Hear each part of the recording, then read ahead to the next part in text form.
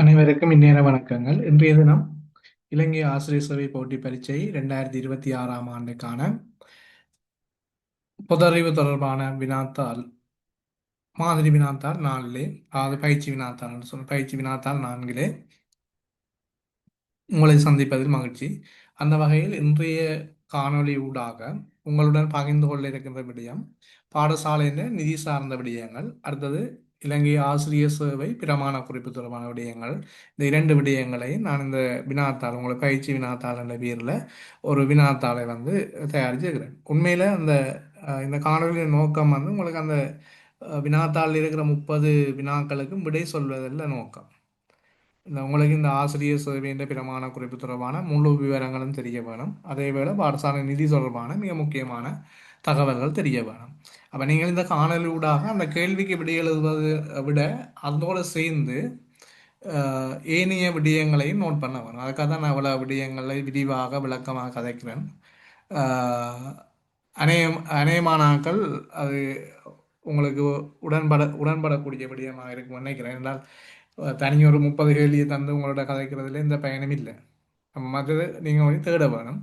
அப்போ அது உங்களோட தேடலுக்கான ஒரு வாய்ப்பாக தான் இந்த காணொலி அமையும். அப்போ நீங்கள் காணொலியை கேட்டு நீங்களே கேள்வி விடை அல்லது உங்களை விரும்பின வகையில் இது ஒரு வகையில் நோட் பண்ணி வச்சுக்கொள்ள முடியும். அந்த 30 கேள்வி என்பது நான் எனது உங்களுக்கு ஒரு வினாத்தாள் ஒன்றை தயாரிக்க வேணுமென்றதுக்காக தயாரித்ததுடைய அந்த கேள்வி அப்படியே வேணுமென்று இல்லை.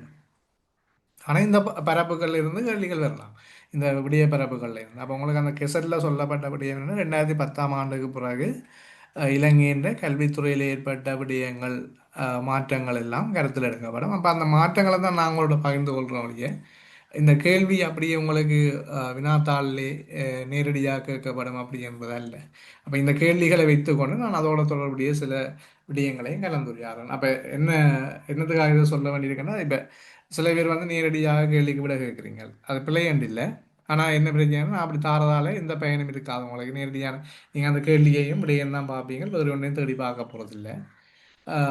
ஆனால் இந்த காணொலியை நீங்கள் கேட்டு நோட் பண்ணி கொண்டு போகிறது உங்களுக்கு கொஞ்சம் நினைவு நிற்கக்கூடியதாக இருக்கும். வேறு நேரடியாக சிலவர் அந்த கேள்விக்கு விடைய நேரடியாக சொல்லுங்க அப்படின்னு சொல்லியிருந்தீங்க. இந்த காணொலியில் இந்த கேள்விக்கு விட சொல்லுவேன். ஆனால் அதை விட மேலதிகமான விடயங்களும் உங்களோட பகிர்ந்து கொள்ள இருக்கின்றேன். நாங்கள் இப்போது வினாத்தாளை பார்வையிடலாம்.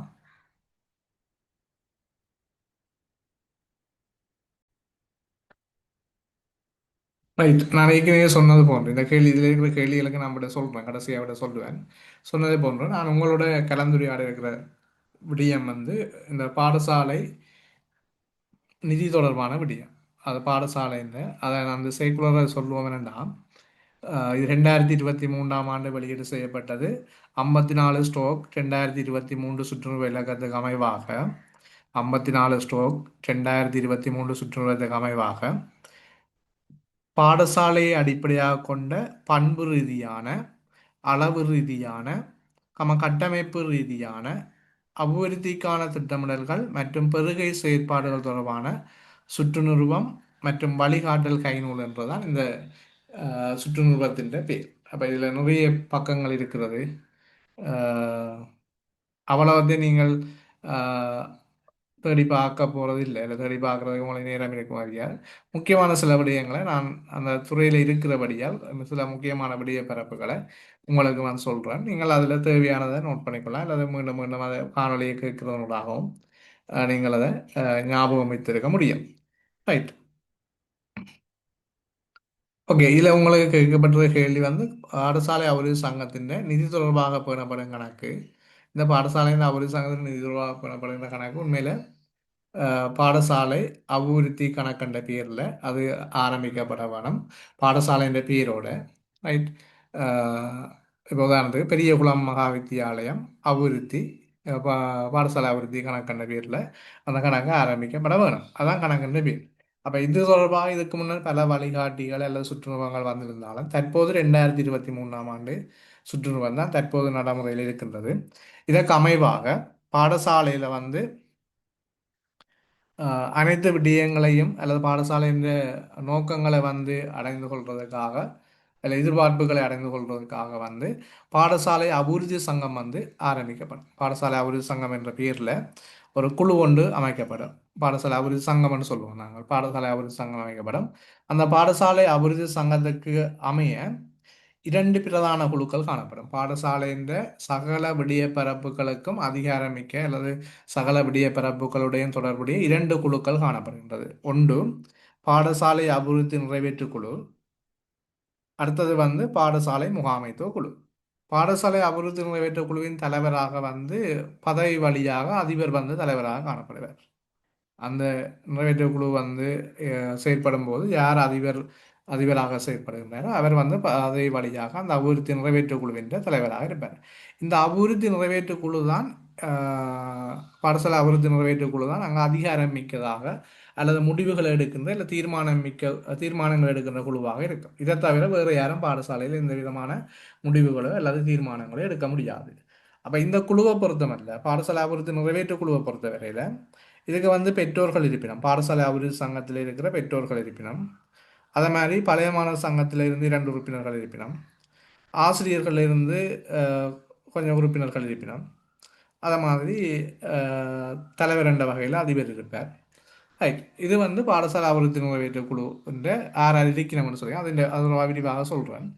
ரைட். அதே மாதிரி இந்த பாடசாலை அபிவிருத்தி நிறைவேற்று குழு தான் பாடசாலையின் சகல திட்டங்களையும் தயாரிக்கும். ரைட். அந்த 5 ஆண்டு திட்டம் தயாரிக்கிறது, அதே போல் வருடாந்த அமலாக்கல் திட்டம் தயாரிக்கிறது, வரவு செலவு திட்டம் தயாரிக்கிறது, இதெல்லாமே பாடசாலை அபிவிருத்தி நிறைவேற்று குழு தான். ஆனால் பாடசாலைகளில் அப்படி நடக்கிறது மிக குறைவு, அநேகமான பாடசாலை. ஏன்னா பெற்றோர் அவைக்கு அந்த திட்டங்கள் தொடர்பான அறிவை நாங்கள் பெற்றுக் கொடுக்க வேணும். அதனூடாக அவையை இணைக்கிறது, ஒன்றிணைக்கிறது, சேர்க்கிறது அப்படி நிறைய பிரச்சனைகள் எல்லாம் இருக்கும். அதுக்காக பாடசாலையை அதை செய்து முடிச்சிடும். தங்களோட ஆசிரியரை வச்சுக்கொண்டு இல்லை தங்களோட உள்ளுக்கு இருக்கிற ஆலயங்களை வச்சும் செய்திடும். ஆனால் உண்மையில் எங்களோட சுற்று நிறுவனங்களுக்கு அமைவாக பாடசாலை அபிவிருத்தி நிறைவேற்று குழு தான் இந்த பாடசாலை திட்டங்களை தயாரிக்கிற குழுவாக காணப்படும். அந்த திட்டங்களை நடைமுறைப்படுத்துகிற செயற்பாடு தான் முகாமைத்துவ குழுவுக்கு இருக்கும். பாடசாலை அபிவிருத்தி நிறைவேற்று குழு திட்டங்கள் தீர்மானங்கள் எல்லாம் எடுத்து கொடுக்கும். அந்த திட்டங்கள் தீர்மானங்கள் நடைமுறைப்படுத்துகிற ஆக்கள் தான் பாடசாலை முகாமைத்துவ குழுன்னு சொல்லும். அப்போ இந்த 2 பிரதான குழுக்கள்லாம் இருக்குது. இதை விட வேறு எந்த குழுக்களுக்கும் பாடசாலையில் அதிகாரங்கள் இல்லை. ரைட். இந்த குழுவுக்கு கீழே உபகுழுக்கள் நிறைய இருக்கலாம். ஆக குறைந்தது 3 அங்கத்தவர்களை கொண்டதாக இந்த உபகுழுக்கள் காணப்படுறதாக இருக்கும். ஆக குறைந்த 3 அங்கத்தவர்களை கொண்டதாக உபகுழுக்கள் காணப்படுறதாக இருக்கும். அப்போ இந்த உபகுழுக்கள் நாங்கள் எங்களோட தேவைக்கேற்ற பாடசாலையின் தேவைக்கேற்ற வகையில், உதாரணத்துக்கு சுகாதார மேம்பாட்டு குழு, அனர்த்த முகாமைத்துவ குழு, சிறுவர் நேய குழு, திட்டமிடல் குழு, இப்படி உபகுழுக்கள் பாடசாலை தான தேவைக்கேற்ற வகையில் இத்தனை உபகுழுக்களையும் அமைக்க முடியும். ஆக குறைந்தது 3 உறுப்பினர்கள் அதில் காணப்படுவார்கள். ரைட். இந்த பாடசாலை அபிவிருத்தி சங்கத்தை பொறுத்தவரையில் அதில் அதிபர் பாடசாலை அபிவிருத்தி சங்கத்தின் தலைவராக செயல்படுவார் பதவி வழியாக. அதேபோல் ஆசிரியர் காணப்படுவார்கள், மாணவர்கள் மாணவர்களின் பெற்றோர் காணப்படுவார்கள். இது பெற்றோர் எப்படி இருக்கணும்னு சொன்னால் யார் பெற்றோர் இருக்கலாம்ன்றது எங்களோட பாடசாலையில் சேர்க்கும்போது, மாணவர்களை சேர்க்கும்போது பெற்றோராக அல்லது சட்ட ரீதியான பாதுகாவலராக உள்ளவர் அல்லது அங்கீகரிக்கப்பட்டவர் இந்த அபிவிருத்தி சங்கத்தில் உறுப்பினராக இருக்க முடியும். அப்போ தினவரவு டாப்பு, அதாவது வருடா நாளாந்தம் மாணவர் வரவு பதிவு செய்யப்படுற டாப்புகளில் குறிக்கப்பட்டுள்ள மாணவர்களுடைய தாய் தந்தை அல்லது பாதுகாவலர் தான் அங்கே பாடசாலை அபிவிருத்தி நிறைவேற்று குழுவின் உறுப்பினராக செயற்பட முடியும். அடுத்த பழைய மாணவர்களை பொறுத்தவரையில் பழைய மாணவர் சங்கத்திலிருந்து உருவாக்க அல்லது பிரேரிக்கப்பட்ட 2 உறுப்பினர்கள் அங்கே இந்த பாடசாலை அபிவிருத்தி சங்கத்திலே காணப்படுவார்கள். அடுத்து பார்த்தீங்கன்னா பெற்றோர்களின் எண்ணிக்கை, எத்தனை பெற்றோர்கள் இந்த அபிவிருத்தி சங்கத்துக்கு வர வேணும் என்று சொல்லி அபிவிருத்தி நிறைவேற்ற குழுவுக்கு வர வேணும் என்று சொல்றது. அப்போ அபிவிருத்தி சங்கம் உறுப்பினர்களாக இருப்பினும் அதுக்கு பிறகு அந்த அபிவிருத்தி சங்கத்தில் இருந்து அபிவிருத்தி நிறைவேற்று குழு தெரிவு செய்யப்படும். பாடசாலையில் இருக்கிற அனைத்து மாணவர்கள் வரவு டாப்பில் அனைத்து பேர் இருக்கிற அனைத்து மாணவர்களதும் பெற்றோர்கள் அல்லது சட்ட ரீதியான பாதுகாவலர்கள் அபிவிருத்தி சங்கத்தின் அங்கத்தவர்களாக இருக்க முடியும்.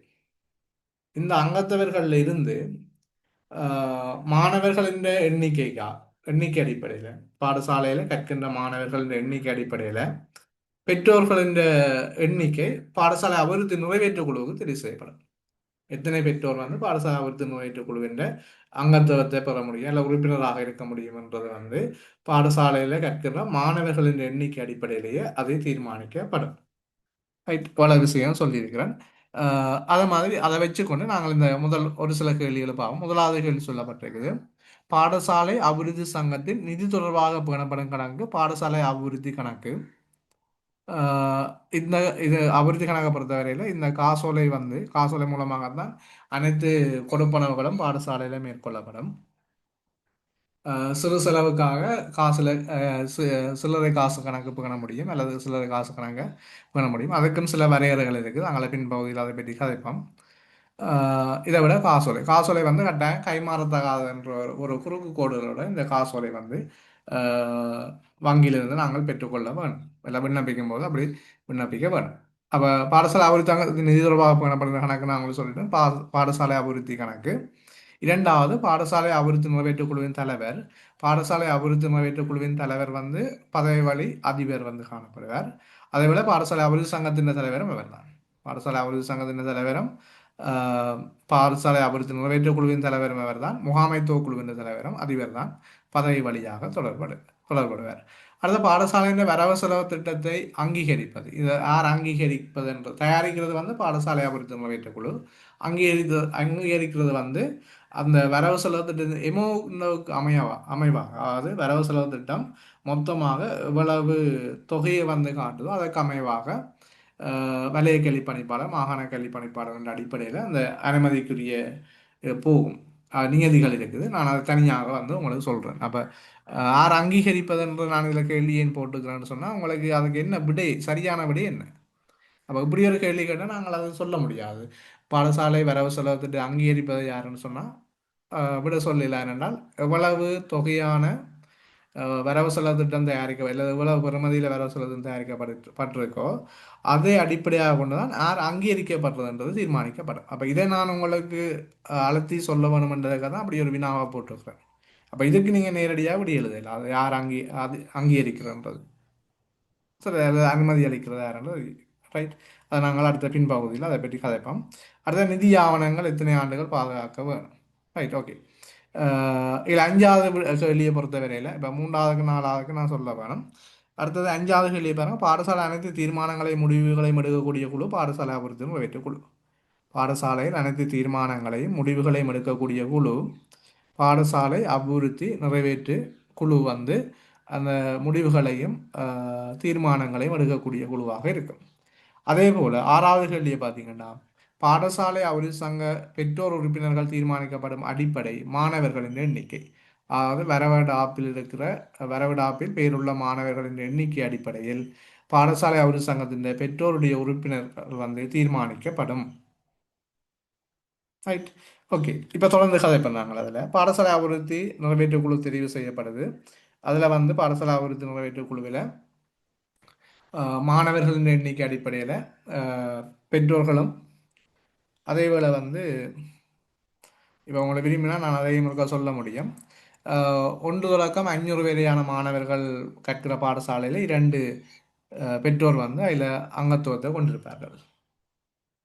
1 தொடக்கம் 500 வரையான மாணவர்கள் கற்கிற பாடசாலையில் 2 அங்கத்தவர்கள், சாரி வாரம், அதில் சொன்னது வந்து அது பழைய மாணவர்கள் உரியது.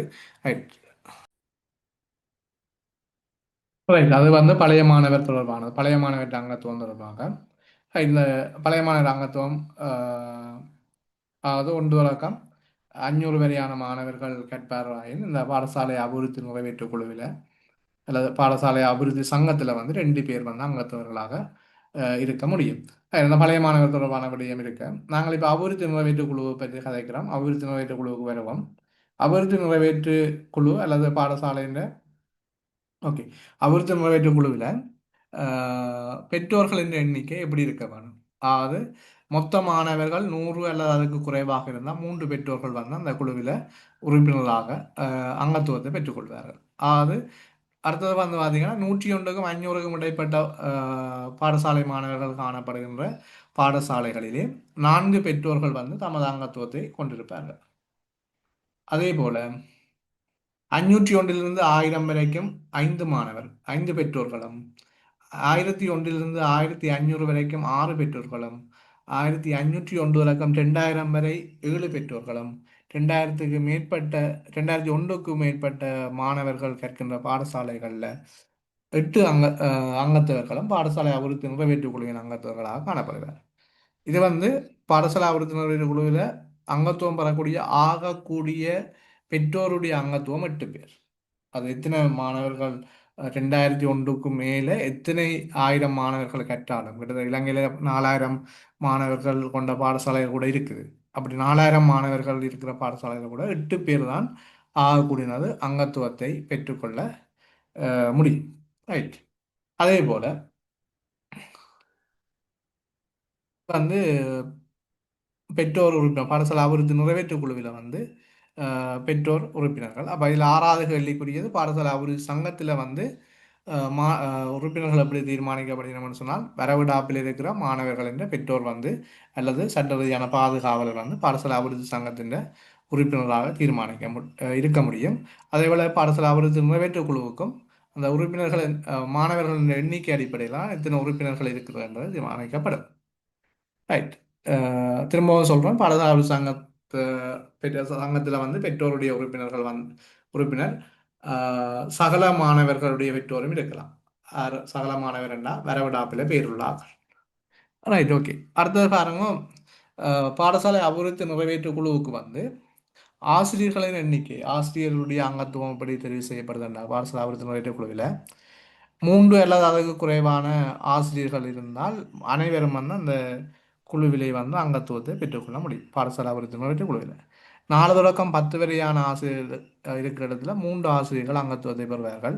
11 தொடக்கம் 20 வரை என்று சொன்னால் 4 ஆசிரியர்களும், 21 தொடக்கம் 40 வரை 5 ஆசிரியர்களும், 41 தொடக்கம் 70 வரை 6 ஆசிரியர்களும், 71 தொடக்கம் 100 வரை வந்து 7 ஆசிரியர்களும், 100க்கு மேற்பட்ட ஆசிரியர்கள் பாடசாலை காணப்படுவார்களாக இருந்தால் அவர்கள் 8 பேர் வந்து பாடசாலை அபிவிருத்தி நிறைவேற்று குழுவில் அங்கத்துவத்தை பெற முடியும்.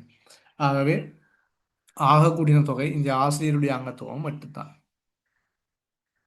ரைட். ஓகே. இந்த 8 அல்லது இந்த பாடசாலை ஆசிரியர் எண்ணிக்கைக்கு அமைவாக ஆசிரியருடைய அங்கத்துவம் தீர்மானிக்கப்படுது. பாடசாலை அபிவிருத்தி நிறைவேற்று குழுவுக்குரிய ஆசிரியருடைய அங்கத்துவம் வந்து எப்படி தீர்மானிக்கப்படுது என்றால் பாடசாலையில் கற்பிக்கின்ற ஆசிரியர்களின் எண்ணிக்கை அடிப்படையில் அது தீர்மானிக்கப்படுது. ரைட். அப்போ இந்த ஆசிரியர்கள் இருந்து பாடசாலை அபிவிருத்தி சங்கத்துக்குரிய பொருளாளர் ஒருவர் தெரிவு செய்யப்படுவார். பாடசாலை அபிவிருத்தி சங்கத்துக்குரிய பொருளாளர் ஒருவர் தெரிவு செய்யப்படுவார். இந்த பொருளாளரும் பாடசாலையின் தலைவரும் வந்து அந்த காசோலையில் வந்து கையொப்பமிடுறார்களாக இருப்பினும் அப்போ பொருளாளர் பதவிக்கு தகுதியானவர் வந்து யாருன்னு சொன்னால் பாடசாலை அபிவிருத்தி நிறைவேற்று குழுவில் இருக்கிற ஆசிரிய அங்கத்தவர்கள் இருந்து ஒருவர் வந்து அந்த பொருளாளர் பதவியை வகிப்பார். ரைட். ஓகே. அடுத்த பார்த்தீங்கன்னு சொன்னால் இதில் இந்த அபிவிருத்தி நிறைவேற்று குழுவை தெரிவு செய்ய இன்னொரு விடயத்தை கவனத்தில் கொள்ள வேணும். அந்த மொத்த எண்ணிக்கையில் வந்து 75% வந்து பழைய மாணவர்கள் இல்லாத பெற்றோராக இருக்க வேணும் என்ற ஒரு நிபந்தனையும் வந்து இருக்குது. அபிவிருத்தி நிறைவேற்று குழுவில் இருக்கிற பெற்றோர்கள் எண்ணிக்கையில் 75% ஆட்கள் பழைய மாணவர்கள் அல்லாதோராக இருக்க வேணும் என்று சொல்லி எதிர்பார்க்கப்படுகின்றது. ரைட். அப்போ நான் ஏற்கனவே சொன்ன மாதிரி பாடசாலை அபிவிருத்தி கணக்கு அந்த பாடசாலையில் நிதி தொடர்பாக கையாளப்படுகின்ற கணக்கின் பேர் பொருளாளர் வந்து ஆசிரியர் ஒருவர் பொருளாளராக தொழிற்படுவார். அவர் இந்த ஆசிரியர் என்றால் அபிவிருத்தி நிறைவேற்று குழுவின் அங்கத்துவம் அல்லது உறுப்பினராக இருக்கிற ஒருவர் வந்து பொருளாளராக தெரிவு செய்யப்படுவார். பாடசாலை அபிவிருத்தி நிறைவேற்று குழுவின் பதவிக்காலம் 2 வருடங்கள். பாடசாலை அபிவிருத்தி நிறைவேற்று குழுவின் அல்லது அங்கத்தினர் பதவி காலம் வந்து 2 வருடங்களாக ஒன்றிருக்கும். அப்படி 2 வருடங்கள் என்ற அடிப்படையில் 2 தடவைகள் பதவி வகிக்க முடியும். ஆகக்கூடாது 4 வருடங்கள் அவர்கள் வந்து பதவிகளில் இருக்க முடியும். ஒரு செயலாளர் என்ன செய்யலாம்னா முதல் தடவை 2 வருடங்களும் அடுத்த தடவை 2 வருடங்களும் சொல்லி 2 தடவைகள் அன்னளவாக 4 வருடங்கள் வந்து அவர் பதவி வகிக்க முடியும். 4 வருடங்களுக்கு மேற்பட்ட காலப்பகுதியில் அந்த பதவிகளை தொடர்ந்தால் அப்படி தொடர்ந்தால் அது வந்து ஒரு சட்டவிரோதமான ஒரு செயற்பாடாகவே இருக்கும். அதேபோல் வந்து இந்த ஆசிரியர் பொருளாளரும் அதே மாதிரி தான். எல்லா உறுப்பினர்களும் அப்படித்தான். இந்த ஆசிரியர் உறுப்பினர்களை தெரிவு செய்யும் போது அதை ஆசிரியர் கூட்டத்தில் வச்சு ஆசிரியருக்குரிய பாடசாலை ஆசிரியருக்குரிய பொதுக்கூட்டத்திலேயே வந்து பாடசாலை அபிவிருத்தி நிறைவேற்று குழுவுக்குரிய ஆசிரியர் அங்கத்தவர்கள் வந்து தெரிவு செய்யப்படுதல் வேண்டும். மொத்த ஆசிரியர்களில் 3 பேர், மூன்றில் 2 பகுதியினர் அந்த கூட்டத்தில் கலந்து கொண்டிருக்க வேண்டும். அதுவும் மிக முக்கியமானது. ரைட். இப்படி நிறைய முரண்பாடுகள் உருவாக நீங்கள் பதவி கிடைச்சு போகும்போது நிறைய முரண்பாடுகள் அல்லது உங்களுக்கு தெரிஞ்சிருக்க வேணும். அதுக்காக தான் இவ்வளவு விடயங்களும் கதைக்கிறேன். இப்போ பரீட்சை எழுதுறன்றதுக்கு அப்பால, பரீட்சைக்கு அப்பால இந்த விடயங்கள் உங்களுக்கு மிக அவசியமானதுன்றது எனது எதிர்பார்ப்பு. ரைட். அப்போ செயலாளர் வந்து அந்த கூட்ட அறிக்கைகளை வந்து பேணுவார். அது பாடசாலையில் அந்த கூட்ட அறிக்கைகள் இருக்கும். ரைட். அடுத்தது வந்து பார்த்தீங்கன்னா இந்த பாடசாலை அபிவிருத்தி நிறைவேற்றுக்குழு தான் சகல செயற்பாடுகளை மேற்கொள்ளும். உதாரணத்துக்கு பாடசாலை மட்ட திட்டமிடலை மேற்கொள்றது. ஆஹ் அதே மாதிரி சொத்துக்கள் இந்த முகாமைத்துவம் அப்படியான விடயங்கள் எல்லாம் வருடாந்த அமலாக்கல் திறந்த இருக்கிற எல்லா விடயங்களையும் இந்த பாடசாலை அபிவிருத்தி நிறைவேற்றக்குழு ஆஹ் மேற்கொள்ளும் என்றதான் இங்கு சொல்லப்பட்டது விடயம். அதேபோல பாடசாலை அபிவிருத்தி நிறைவேற்றக்குழு பாடசாலை தயாரிக்கப்படுகிற திட்டங்களை பொறுத்தவரையில் மத்திய கால திட்டம், அதே மாதிரி வருடாந்த அமலாக்கல் திட்டம். வருடாந்த அமலாக்கல் திட்டம் வந்து 1 வருட கால பகுதியை கொண்டது. மத்திய கால திட்டம் வந்து இது வந்து 5 வருடங்கள் காலப்பகுதியை கொண்டதாக இருக்கும். மத்திய கால திட்டம் 5 வருடங்களை கொண்ட காலப்பகுதியில் இந்த திட்டங்கள் வந்து தயாரிக்கப்படும். அதே போல வரவு செலவு திட்டமும் இவையால் தயாரிக்கப்படும். அந்த வரவு செலவு திட்டத்தை பொறுத்தவரையில உங்கள்கிட்ட சில எப்படி கேட்கலாம் என்ன இப்படி ஒரு கேள்வியை கேட்க முடியும். பாடசாலைகளில் தயாரிக்கப்படுகிற திட்டங்கள் எத்தனை திட்டங்கள் பாடசாலையில் தயாரிக்கப்படுதுன்னு சொல்லியும் ஒரு கேள்வியை வந்து கேட்கக்கூடியதாக இருக்கும். அப்போ அந்த பாடசாலையில் தயாரிக்கப்படுகிற மொத்தமாக தயாரிக்கக்கூடிய திட்டங்கள் வந்து கட்டாயமாக ஒரு 5 ஆண்டு திட்டம் தயாரிக்கணும். அதுதான் சொல்றோம் நடுத்தர கால திட்டம் அல்லது உபாய வழி திட்டம் என்று சொல்லுவோம். ஆஹ் வருடாந்த செயற்பாட்டு திட்டம் இல்லை வருடாந்த அமலாக்கல் திட்டம் இது 1 ஆண்டு கொண்டதாக இருக்கும். இதை விட திட்டத்தில் நீண்ட கால திட்டம் என்ற ஒரு வகையும் இருக்கு. அது 10 வருட கால பகுதி கொண்டது. அது பாடசாலை தயாரிக்கிறதில்ல. ஆனால் திட்டங்கள் வகையில் அது ஒரு விஷயம் இருக்கு. ரைட். ஓகே. அதே மாதிரி ஆஹ் இந்த வரவு செலவு திட்டத்தை பொறுத்தவரையில வரவு செலவு திட்டத்துக்கு யார் அங்கீகாரம் வழங்குறதுன்னு சொல்லி முதல்ல ஒரு ஆஹ் கேள்வி ஒன்றை கேட்டிருந்தேன் நான். அதே மாதிரி இந்த பாடசாலை நடக்கின்ற செயற்திட்டங்கள் இருக்குதானே, செயற்திட்டங்களுக்கும் யார் அங்கீகாரம் வழங்குறது. இப்போ சில சின்ன சின்ன வேலை திட்டங்களை செய்யலாம். இப்போ உதாரணத்துக்கு ஒரு சைக்கிள் பார்க் கொண்டு வந்து அமைக்கிறோம், அல்லது ஒரு மதில் கட்ட வேணும், அல்லது ஏதாவது ஒரு பில்டிங்கு லெவல் சீட் அடிக்க வேணும். அப்படியான சில செயற்பாடு திட்டங்கள்னு சொன்னால் அதுக்கு யார் அங்கீகாரம் வழங்குறது? 5 லட்சம் வரையிலான செயற்பாடு திட்டங்களுக்கு பாடசாலை அபிவிருத்தி நிறைவேற்று குழு வந்து அதிகாரம் வழங்கும் அல்ல அனுமதிக்கிறதுக்கு அதிகாரம் இருக்கு பாடசாலை அபிவிருத்தி நிறைவேற்று குழுவுக்கு. 5 லட்சம் வரையான திட்டங்களுக்கு 5 லட்சத்தில் இருந்தாலும் நாங்கள் அதை விலையை கழிப்பணி நடைமுறையில் கொஞ்சம் சிக்கலான விஷயங்கள் இருக்குது. இருந்தாலும் நாங்கள் விலையை கல்வி எழுதுறதுக்கு அந்த அனுமதி கொடுக்குறோம். ஆனால் இந்த சுற்றுலாத்தின்படி பாடசாலை அபிவிருத்தி நிறைவேற்றுக்குழு அதுக்கு அதிகாரம் வழங்கினால் போதுமானது. அடுத்தது 5 லட்சத்துக்கு மேலே 1 மில்லியன் வரைக்கும் வந்து விலையை கழிப்பணிப்பாளர் அங்கீகாரம் வழங்குவார் அல்லது அனுமதி வழங்குவார். ஒரு வேலை திட்டம் பாடசாலை நாங்கள் செய்ய போகிறோம், அது பெறுமதி அந்த வேலை திட்டத்தின் பெறுமதி 5 லட்சத்து அதிகமாகவும் 1 மில்லியன் 1 மில்லியனுக்கு 10 லட்சத்துக்கு உட்பட்டதாக இருக்குமா இருந்தால் விலையை கழிப்பணிப்பாளர் அதுக்கு அனுமதி வழங்க முடியும்.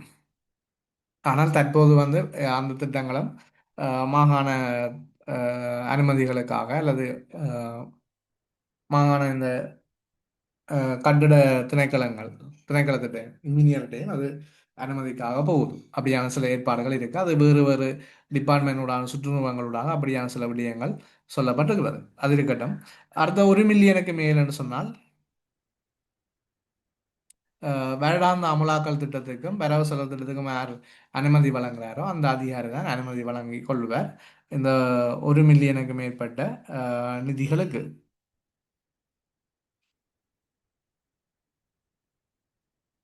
ரைட். அதே போல ஒவ்வொரு வருட இறுதியிலையும் பாடசாலையில் வந்து செயலாற்றுகை பாடசாலையின் பெறுபேற்று அறிக்கை செயலாற்றுகை அறிக்கை தயாரிக்கப்படும். இது யார் தயாரிக்கிறேன்னா முகாமைத்துவ குழு தயாரித்து ஒவ்வொரு பொதுக்கூட்டத்திலையும் அது சமர்ப்பிக்க வேண்டும். அது மிக முக்கியமான விஷயமாக இருக்கு. இப்போ நாங்கள் இதில் இன்னொரு கேள்வி பொருளாதார எட்டாவது கேள்வியை பார்த்தீங்கன்னா, கேள்விக்கு இப்படி சொல்லிக்கொண்டு தான் வாரேன். உறுப்பினர் சந்தா எவ்வளவுன்னு சொன்னால் ஒரு மாதத்துக்கு நாங்கள் ஆக குறைந்தது 50 ரூபா வாங்கலாம். சாரி, ஆக கூடினது 50 ரூபாயிலிருந்து 600 ரூபா வரைக்கும் வாங்கலாம். நாங்கள் என்ன செய்கிறோம் என்று சொன்னால் 600 ரூபா ஆகக்கூடிய தொகை என்றபடியால் அதை நாங்கள் பெற்றுக்கொள்கிறோம். நீங்கள் ஒரு வருடத்துக்கு வந்து 600 ரூபா, ஒரு மாதத்துக்கு அல்ல, ஒரு வருடத்துக்கு வந்து நீங்கள் 600 ரூபா அங்கத்துவ கட்டணமாக பெற்றுக்கொள்ள முடியும். மாதம் மாதம் கட்டுறேன்னா 50 ரூபா கட்ட வேணும். ஆக குறைந்த தொகை 50 ரூபா, ஆக கூடின தொகை 600 ரூபா. ஒரு வருடத்துக்கு நீங்கள் உறுப்பினருடைய சந்தா, அதாவது பாடசாலை அபிவிருத்தி சங்கத்தின் சந்தாவாக நீங்கள் அதை பெற்றுக்கொள்ள முடியும். சந்தா கட்டாத பெற்றோர் வந்து பாடசாலை அபிவிருத்தி தொடர்பான விடயங்களில் பங்கு கொள்வதற்கு எந்த விதமான அதிகாரங்களும் அல்லது அனுமதியும் இல்லை என்றுதான் அதன் விளக்கம். அது வந்து இது எந்த ஒரு விடயம் பாடசாலை சார்பான கேள்விகளை எழுப்ப முடியாது. அப்படியான ஏற்பாடுகள் அதில் இருக்கு. ரைட், அடுத்தது பார்த்தீங்கன்னு சொன்னால் பாடசாலை மட்ட உபகுழுக்களின் அங்கத்தவர்கள். அது உபகுழுக்களின் அங்கத்தவர்களை பொறுத்தவரையில் 3 அங்கத்தவர்கள் இருக்கணும். அதை ஞாபகத்தில் வச்சுக்கோங்க. ஆனால் யார் இருக்க வேணும் என்று சொல்லி தீர்மானிக்கிறது அது அந்தந்த பாடசாலையின் முகாமைத்துவ குழு அல்லது ஆசிரியர் கூட்டங்களில் முடிவெடுத்துக் கொள்ளினோம். யாரால் ஆகுனது 3 உறுப்பினர்கள் இருப்பினும் 3 பேரை விட கூட தேவையில்லை. அதில் ஒரு உறுப்பினர் வந்து தலைவராக செயல்படுவார். இன்னார் தான் அதில் இருக்கணும் என்று இல்லை, அது குழுவை பொறுத்தது. ரைட். அப்போ இதில் வந்து ம், உபகுழுக்களின் அங்கத்தவர்கள் 3 பேர் என்றது அவன் வச்சுக்கொள்ளுங்க. 9வது வினா. 10வது வினா வந்து இப்போ ஒரு அதிபர் வெளிநாடு சென்றால் சங்கத்தின் தலைவர் யாருன்னா அவருக்கு அடுத்த நிலையில் இருக்கிற பிரதி அதிபர் அல்லது உதவி அதிபர் வந்து அல்லது யார்கிட்ட அவர் பொறுப்பை கொடுத்துட்டு போறாரோ அவர் வந்து அந்த சங்கத்தின் தலைவராக, பாடசாலை அவர் சங்கத்தின் தலைவராக, அபிவிருத்தி நிறைவேற்ற குழுவின் தலைவராக செயற்படுவார்.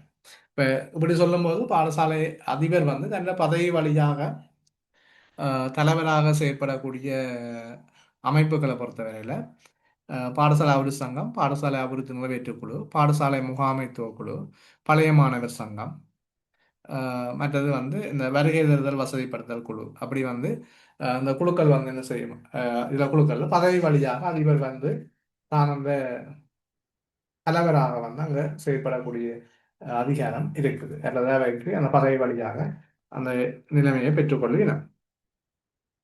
ரைட். அடுத்தது பார்த்தீங்கன்னு சொன்னால் பாடசாலை நிதி பயன்பாட்டின் செலவின வகைகள். பாடசாலையின் நிதி வந்து 2 வகையாக நாங்கள் அந்த செலவுகளை பார்க்கலாம். நிதியை பயன்படுத்தி மேற்கொள்ளும் செலவுகளை 2 வகையாக பார்க்கலாம். ஒன்று மீண்டெழும் செலவினங்கள், அடுத்தது மூலதன செலவினம் என்று 2 வகையான செலவினங்கள் இருக்குது. ஒன்று மீண்டெழும் செலவினம், அடுத்தது மூலதன செலவினம் என்று சொல்லி இந்த செலவினங்கள் வந்து 2 வகைப்படுத்தி பார்க்கப்படுது. ரைட். அதே மாதிரி பாருங்க, எஸ்பிபிடிடி என்பதின் விரிவாக்கம். இதில் வந்து பாடசாலை மட்ட மாண்மைத்துவ ஆசிரியர் அபிவிருத்தி ஆசிரியர் அபிவிருத்தின்னு சொல்லுவாங்க. ஸ்கூல் பேஸ் ப்ரொஃபஷனல் டீச்சர்ஸ் டெவலப்மெண்ட்னு சொல்கிறது. அதாவது இந்த விரிவாக்கம். இதுக்குன்னு தனியான ஒரு சுற்றறிக்கை இருக்குது. விரும்பினால் நாங்கள் அதில் பெருசாக உங்கள்கிட்ட வினாக்கள் கேட்குற அளவுக்கு இருக்காது. பாடசாலையில் ஆசிரியரை வந்து ஆசிரியர் விருத்திக்காக அல்லது பாடசாலை மட்டத்தில் மேற்கொள்ளப்படுகின்ற வேலை திட்டம் இதுதான். அல்லது அவை மனப்பாங்கு மாற்றம் அவையில் ஏற்படுத்தின விருத்திக்காக பாடசாலை மட்டத்தில் பாடசாலையால் மேற்கொள்ளப்படுகின்ற வேலை திட்டம் வந்து இந்த எஸ்பிபிடிடின்னு சொல்லுவோம். பாடசாலை மட்ட வான்மைத்துவ ஆசிரியர் அபிவிருத்தி, தொழில் வான்மைத்துவ அல்லது வான்மைத்துவ ஆசிரியர் அபிவிருத்தி வேலை திட்டம் என்று சொல்லுவோம். அது மட்டும்தான் உங்கள்கிட்ட கேட்கக்கூடிய வினாவாக இருக்கும். அதில் இருக்கிறேன்னா கேட்குறதான்னு சொன்னாங்க. ரைட். இதில் பாடசாலை கிடைக்கின்ற வருமான மூலங்கள் என்று கேட்டிருக்கணும். இது பிரதான வருமான மூலங்கள் நிறைய இருக்குது. பிரதான வருமான மூலம் மாகாண சபையின் நிதி அல்ல திரட்டு நிதியம். மாகாண பாடசாலைகளை பொறுத்தவரையில் மாகாண சபையின் திரட்டு நிதியம். தேசிய பாடசாலையை பொறுத்தவரையில் மத்திய அமைச்சின் நிதி வந்து அதுக்கு பிரதான நிதி மூலங்களாக இருக்கும். இதை விட சில அன்பளிப்புகள் தரலாம். ரைட். அப்போ அதில் வந்து பார்த்தீங்கன்னு சொன்னால் வெளி அமைப்புகள் தரலாம். மானியம், கற்றல் மானியங்கள் இருக்குது. அங்கத்துவ சந்தா இருக்குது. கற்றலுக்காக வழி நபர்கள் தொண்டு நிறுவனங்கள் தார அன்பளிப்புகள் இப்படி நிறைய விஷயங்களை நாங்கள் அதில் எழுத முடியும். ஆனால் பிரதான வருமானம் மூலம் இந்த மாகாண சபையின் திரட்டு நிதியம் அல்லது மத்திய அமைச்சின் மத்திய அரசின் அல்லது மாகாண சபையின் ஒதுக்கீடு ஞாபகம் அமைச்சிருந்தால் ஓகே, மத்திய அரசு அல்லது மாகாண சபையின் ஒதுக்கீடு தான் பிரதான வருமான மூலங்களாக இருக்கும். மத்திய கால திட்டம் எத்தனை ஆண்டுகளுக்குரியது? 5 வருடங்களுக்குரியது. மத்திய கால திட்டம் 5 வருடங்களுக்குரியது அல்ல 5 ஆண்டு திட்டம்னு சொல்லுவோம். பாடசாலை வரவு செலவு திட்டம் யாரால் தயாரிக்கப்படும்? 15வது வினா. இது பாடசாலை அபிவிருத்தி நிறைவேற்று குழுவால் தயாரிக்கப்படும். பாடசாலை அபிவிருத்தி நிறைவேற்று குழுவினால் பாடசாலை வரவு செலவு திட்டம் தயாரிக்கப்படும். அடுத்தது பாடசாலை கொள்ளளவு குழுவின் தலைவர் வந்து பாடசாலையின் அதிபர் வந்து பாடசாலை கொள்ளளவு குழுவின் தலைவராக இருப்பார். இதை விட ரெண்டு ஏனைய உறுப்பினர்கள் 2 பேர் இருப்பினும் அது ஆசிரியர் அல்லது சிரேஷ்ட ஆசிரியர் என்ற அடிப்படையில் அது இருக்கலாம். இது வந்து பாடசாலையில் கொள்ளளவு தொடர்பான என்னென்ன கொள்ளளவு வேலை திட்டங்கள் தொடர்பாக இந்த பாடசாலை அவர் கொள்ளளவு குழு வந்து செயற்படுறதாக இருக்கு. அதே போல பாடசாலை மட்ட கொள்ளளவு இல்லை அதிபர் நிதி அதிகாரம், ஆஹ், என்னென்ன பொருட்கள் எவ்வளவு பெறுமதியான கொள்ளளவுகளை வந்து மேற்கொள்றதுக்கு அதிபருக்கு அதிகாரம் இருக்கின்ற விடயம். ரைட். நாங்கள் நாங்கள் இந்த கொள்ளனா குழுவை பாடசாலை பெருகை குழுன்னு சொல்றது. ரெண்டுமே ஒன்று தான். பெருகை குழுன்னு சொல்றது மிக பொருத்தமான ஒரு சொல். அதிபர் வந்து தலைவராக இருப்பார். முதலாம் உறுப்பினர், இரண்டாம் உறுப்பினர் இந்த காலம் வந்து 1 வருடங்களுக்கு இது செயற்படும். சிரேஷ்ட ஆசிரியர் இருக்கலாம், இல்லை உதவி அதிபர், பிரதி அதிபர்கள் இருக்கலாம். இவை வந்து குறிப்பிட்ட செலவு எல்லைக்குள்ள வந்து இந்த வேலை திட்டங்களை அங்கீகாரம் வழங்குறது வேண்டிய விஷயமா இருக்கும். அடுத்து தொழில்நுட்ப மதிப்பீட்டு குழுன்னு சொல்லி இன்னும் ஒரு உபகுழு இருக்கிறது. இது வந்து பார்த்தீங்கன்னா அதிபர் வந்து தலைவராக இருக்கலாம். அதுக்கு பிரதி அதிபர் அல்லது சிரேஷ்ட ஆசிரியர் இல்லை பகுதி தலைவர் வந்து தலைவராக இருப்பார். ரைட். அதே கீழே 2 உறுப்பினர்கள் வந்து காணப்படும். இது இந்த பதவி காலம் 1 வருடங்களாக காணப்படும். ரைட். அப்போ இதில் வந்து இது வந்து இந்த விடயம் வந்து பாடசாலையில் தொழில்நுட்ப மதிப்பீட்டு குழு. தொழில்நுட்ப மதிப்பீட்டு குழுன்னா அந்த கொண்டு வர பொருட்களை அல்லது சேவைகளை வந்து மதிப்பீட்டுக்கு உட்படுத்தான் இவையின் செயற்பாடுகளாக இருக்கும்.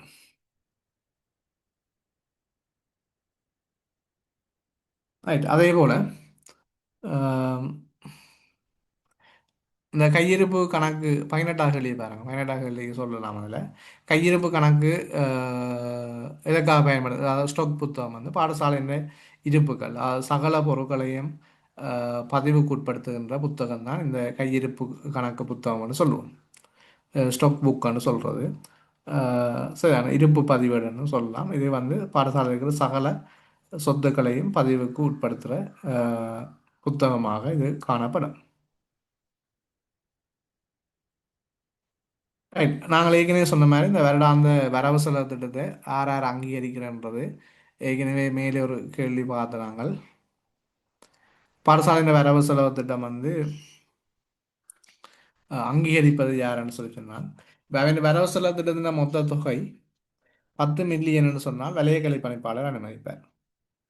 தேசிய பாடசாலைக்கும் சரி மாகாண பாடசாலைக்கும் சரி வலயக்கல்வி பணிப்பாளர் அங்கீகரிப்பார்.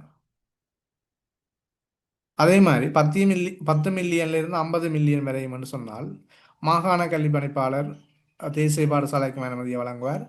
மாகாண பாடசாலைகளுக்கும் மாகாண கல்வி பணிப்பாளர் அனுமதியை வழங்குவார். ஆனால் இப்போ பார்த்தீங்கன்னா சில பாடசாலைகளில் இப்படி அனுமதி வந்து வெளியில் போகக்கூடாதுன்றதுக்காக செலவுகளை குறைச்சி காட்டுறாங்கலாம் இருக்குது. அப்படி இருக்குது நிறைய. நீங்கள் வந்தீங்கன்னா தெரியும். அதுக்குள்ளே இந்த துறைக்குள்ளே வரும்போது தெரியும் நிறைய பிரச்சனைகள். ஆனால் அப்புறம் வந்து சில அதை பாடசாலை கொண்டு நடத்துறது காசு எல்லாம் இருக்குது. ரைட். ஓகே. அடுத்தது பார்த்தீங்கன்னா 50 மில்லியனுக்கு மேலேன்னு சொன்னால் தேசிய பாடசாலையை பொறுத்தவரையில் கல்வி அமைச்சின் செயலாளர் அல்லது அவரால் அதிகாரம் வழங்கப்பட்ட ஒருவர் அங்கீகரிப்பார் தேசிய பாடசாலைக்கு. மாகாண பாடசாலைகளை பொறுத்தவரையில் கல்வி அமைச்சின் செயலாளர் அல்லது அவரால் அதிகாரம் அளிக்கப்பட்ட ஒருவர் 50 மில்லியனுக்கு மேற்பட்ட வரவு செலவு திட்டத்தை கொண்டு வந்திருந்தால் அங்கீகாரம் வழங்கப்படும். இப்போ இதுதான் அந்த வரவு செலவு திட்டம் அங்கீகரிக்கிறதுக்குரிய நிபந்தனை. இப்போ கேள்வி தெளிவாக கேட்டால் தான் நீங்கள் அதுக்கு ஆன்சரை பண்ண முடியும். ரைட். இவ்வளவு தொகை இருக்குது, அந்த திட்டத்தை வந்து யார் அங்கீகரிப்பார், வரவு செலவு திட்டத்தை யார் அங்கீகரிப்பார்னு கேட்டுருக்க வேணும். ரைட். அப்போ அதில் வந்து நிதி ஆவணங்கள் 7 ஆண்டுகள் வரையும் பாதுகாத்து வைத்திருக்க வேணும். 4வது கேள்வி நிதி ஆவணங்கள் 7 ஆண்டுகள் வரை பாதுகாத்து வைத்திருக்க வேண்டும். ரைட். இப்போ நாங்கள் கிட்டத்தட்ட 18 கேள்வி வரையும் பார்த்துருக்கிறோம். 11வது கேள்விக்கு நான் சொல்ல வேண்டியிருக்குது. ரைட். தொடர்ந்து இதை பற்றி கதைக்கலாம். இந்த ஆவணத்தை பற்றி கொஞ்சம் கதைக்கலாம். ரைட். அதில் வந்து நான் ஆறாவதுல கையொப்பமிடுறேன்னு சொல்லி சொன்னான் இந்த காசோலையில். ரைட். அதிபரும் அபிவிருத்தி சங்கத்தின் பொருளாளரும் வந்து நிதி செயற்பாடுகளில் கையொப்பமிடுவராக இருப்பார். அதிபர் வந்து முதல் கையொப்பமிடுவராகவும் பொருளாளர் வந்து இரண்டாவது கையொப்பமிடுவராகவும் காணப்படுவார். அதேபோல் பதில் கடமை அல்லது அதிபர் இல்லாத சந்தர்ப்பத்தில் பாடசாலை பொறுப்பேற்றவர் திரும்ப வலய கல்வி அலுவலகத்தின் அனுமதியோட கூட்டறிக்கை தயாரித்து அந்த கூட்டறிக்கையை வங்கியை சமர்ப்பித்து அவற்றை கையொப்பத்தை மாற்றிக்கொள்ள வேணும். இந்த செலவின எல்லைகளை பொறுத்தவரையில் பயனாளர் கேள்வி பார்த்தீங்கன்னா செலவின எல்லைகளை பொறுத்தவரையில் இப்போ 500 வரையான மாணவர்கள் கற்கிற பாடசாலைகளில் 15,000 தொடக்கம் 40 ரூபா 40,000 வரை அதிபரால் அனுமதி வழங்க முடியும். 500 வரையான மாணவர்கள் கற்கின்ற பாடசாலைகளில் 15,000 தொடக்கம் 40,000 வரையான அத்தியாவசியமான சில செலவுகளுக்காகவும் பராமரிப்புகளுக்காகவும் ஆக குறைந்தது ஒரு தடவைக்கு 15,000 ரூபா 40,000 வரை மேற்படாத சந்தர்ப்பத்தில் அனுமதி வழங்க முடியும். இது அபிவிருத்தி நிறைவேற்ற குழுவின் அனுமதியோடு இதை செய்ய வேணும். அப்போ அதிபர் வந்து அதற்கு அனுமதி வழங்க முடியும். 501 தொடக்கம் 1000 வரை என்று சொன்னால் ஒரு தடவைக்கு 15,000 ரூபா வரை ரூபாயிலிருந்து 50,000த்துக்கு மேற்படாத வகையில் அனுமதி வழங்குறதுக்கு அதிபருக்கு அனுமதி இருக்கிறது. அதே மாதிரி 1000த்துக்கு மேற்பட்ட மாணவர்கள்னு சொன்னால் 15,000த்திலிருந்து 60,000 வரைக்கும் இந்த செலவுகளை மேற்கொள்றதுக்கு அதிபருக்கு அங்கீகாரம் இருக்குது. அதே போல் சகல பாடசாலைகளும் வந்து இந்த எண்ணிக்கை இல்லாத பாடசாலைகளையும் 25,000 வரைக்கும், அதாவது இந்த எண்ணிக்கை கணக்கில் இல்லாமல் பராமரிப்பு சேவைக்காக 25,000 வரைக்கும் அந்த அங்கீகாரத்தை அதிபரால் வழங்க முடியும். இது பராமரிப்பு திருத்தங்கள் போன்ற விடயங்களுக்காக. அடுத்த பார்த்தீங்கன்னா பாடசாலை பெருகை குழு அனுமதி அளிக்கிறதும் இந்த 8,00,000 வரையான வேலை திட்டங்கள் அல்லது பொருள் கொள்வனவுகளுக்கு பாடசாலை பெருகை குழு வந்து அந்த கொள்வனவை மேற்கொள்ள முடியும். 500 வரையான மாணவர்கள் இருக்கிற பாடசாலையில் 8,00,000 வரை பெருகை குழு வந்து அல்லது கொள்வனவு குழு வந்து கொள்வனவுகளை மேற்கொள்ள முடியும். விலை மனுக்கோரல் வந்து அவசியமானது. அடுத்தது 1,001 இருந்து 501 இருந்து 1000 வரையான மாணவர்கள் 1 மில்லியன் வரைக்கும் பாடசாலை பெருகை குழு வந்து கொள்வனவு நடவடிக்கையில் ஈடுபட முடியும். விலை மனுக்கோரல் அடிப்படையில் அதை செய்ய வேணும். அடுத்த 1000 மாணவர்களுக்கு மேற்பட்டிருப்பின் பொருட்கள் சேவைகளை 1 மில்லியன் வரைக்கும் வேலைகள் வந்து 2 மில்லியன் வரைக்கும் வந்து பெருகை குழு அங்கீகரிக்க முடியும். ரைட். அவ மேலே ஏற்கனவே சொன்ன மாதிரி 500 வரை என்று சொன்னால் பொருட்கள் சேவைகளையும் வேலைகளையும் வந்து 8,00,000 வரை அங்கீகரிக்கலாம். 501 1000 வரை என்றால் 1 மில்லியனை வேலைக்காகவும் பொருட்கள் சேவை கொள்வதற்காகவும் பெருகை குழு வந்து மேற்கொள்ள முடியும். ஓகே. இது வந்து பெருகை குழுவின் அதிகாரம் எவ்வளவு செலவின எல்லைக்குள்ளன்னு சொல்லி.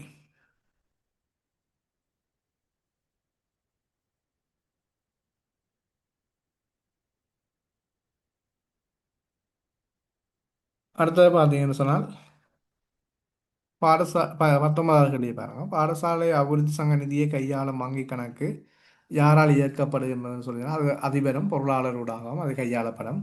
ஏற்கனவே சொல்லப்பட்ட விடயம். 20வது வினா வந்து நிதி ஆவணங்கள் எத்தனை ஆண்டு பாதுகாக்கப்பட வேணும். திரும்பவும் வந்திருக்கு அந்த கேள்வி. 7 ஆண்டுகள் வரை அது பாதுகாக்கப்பட வேணும். பாடசாலை அபிவிருத்தி நிறைவேற்று குழு உறுப்பினர் எத்தனை கூட்டத்துக்கு வருகிறார் அப்படின்னு பதவி வருதாகும். 3 கூட்டங்களுக்கு தொடர்ச்சியாக வருகிறாட்டி அவைன்ற பதவி வந்து இழக்கப்பட்டதாக இல்லை பதவி வந்து வரிதானதாக கருதப்படும். சுய விருப்பின் அடிப்படையில் விலகிறதுக்கு 14 நாட்களுக்கு முன்னர் அதிபருக்கு இல்லை தலைவருக்கு அறிவித்து சுய விருப்பின் அடிப்படையில் அந்த அங்கத்துவத்தை அவர் ரத்து செய்ய முடியும். பாடசாலை அபிவிருத்தி சங்கத்தின் வங்கி கணக்கு மேலே ஒரு கேள்வி வந்திருந்தது. ரைட். பாடசாலை அபிவிருத்தி கணக்கு என்ற பேரில் அது இயங்கும். ரைட். இவ்வளவு விஷயங்களும் வந்து இந்த நிதி சார்ந்த விடயங்களோட இருக்குது. இன்னும் சில விடயங்கள் இந்த நிதி சார்ந்த விடயங்களோட உங்களோட கலந்து கொள்கிறேன். இதில் நான் அந்த கேள்விகள் அவ்வளவு கேள்விகளையும் தான் இதில் உங்களோட பகிர்ந்திருந்தேன். ஆனால் நேரடியாக சில விடயங்களை வந்து சொல்ல வேண்டி இருக்கு. உண்மையில் தேவையானவர்கள் நீங்கள் அதை நோட் பண்ணி கொள்ளுங்க. மிக பயனுள்ளதாக இருக்கும். தொழில்நுட்ப மதிப்பீட்டு குழுவை பற்றி சொல்லிட்டு இருக்கிறேன் உங்களுக்கு. அதே மாதிரி பெருகை குழுவை பற்றி சொல்லியிருக்கிறேன். இதெல்லாம் பிரதான குழுக்கள் இல்லை. பாடசாலையில் காணப்படுகின்ற பிரதான குழுக்கள் ரெண்டே ரெண்டு தான். ஒன்று பாடசாலை அபிவிருத்தி நிறைவேற்று குழு, அடுத்த பாடசாலை முகாமைத்துவ குழு என்று சொல்லி ரெண்டு குழுக்கள் தான் இயங்குதல் இல்லை செயற்படுதுன்றதை கவனத்தில் எடுத்துக்கொள்ள வேணும். அதேபோல முகாமைத்துவ குழுவின் ஆகக்கூடிய எண்ணிக்கை வந்து 14 பேர் முகாமைத்துவ குழுவில் அங்கத்துவத்தை பெற முடியும். முகாமைத்துவ குழுவில் ஆகக்கூடிய அங்கத்துவம் வந்து 14 பேர். அதில் பார்த்தீங்கன்னா அதிபர் காணப்படுவார் உறுப்பினராக. பிரதி அதிபர்கள், உதவி அதிபர்கள் காணப்படுவார்கள். பாடசாலை அபிவிருத்தி நிறைவேற்று குழுவில் இருக்கிற ஆசிரிய அங்கத்தவர்கள் முகாமைத்துவ குழுவிலையும் அங்கத்தவர்களாக இருப்பினும், இதை விட சில வேறு சில சிரேஷ்ட ஆசிரியர் அடிப்படையில் 14 ஆசிரியர்கள் ஆகக்கூடியது வந்து இங்கே அங்கத்துவத்தை முகாமைத்துவ குழுவில் பெற்றுக்கொள்வார்கள்.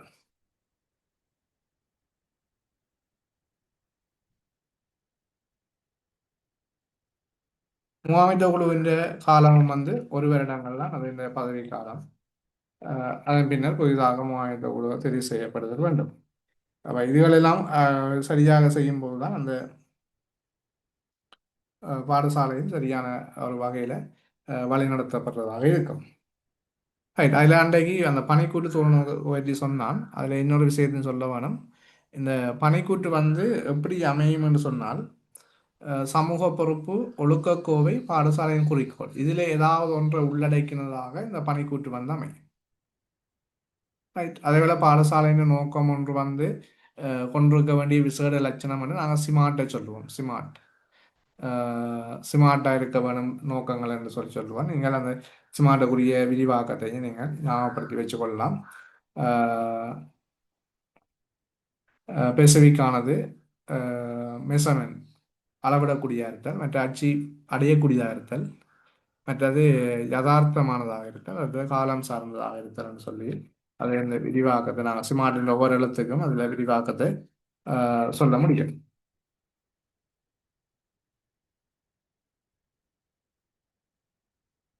அது அடுத்து வந்து பாடசாலையில் வந்து அல்லது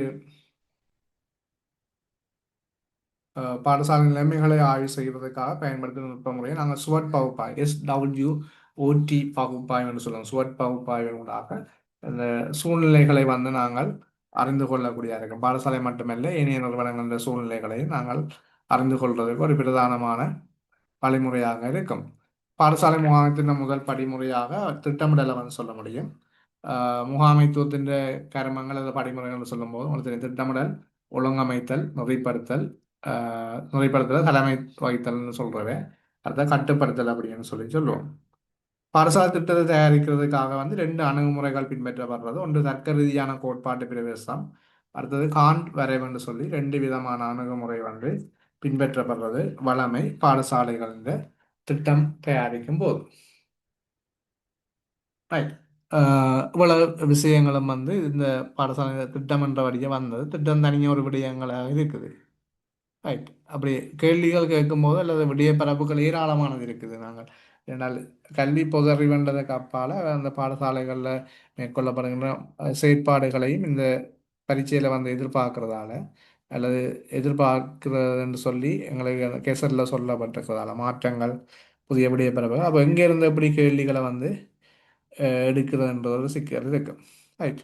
அதே மாதிரி பாடசாலையின் சில்லறை காசு கட்டணதியை பொறுத்தவரையில் அவசர தேவைக்காக 500 வரை உள்ள பாடசாலை மாணவர்கள் உள்ள பாடசாலைகளில் வந்து 15,000 வரைக்கும் சில்லறை காசை கையில் பேண முடியும்.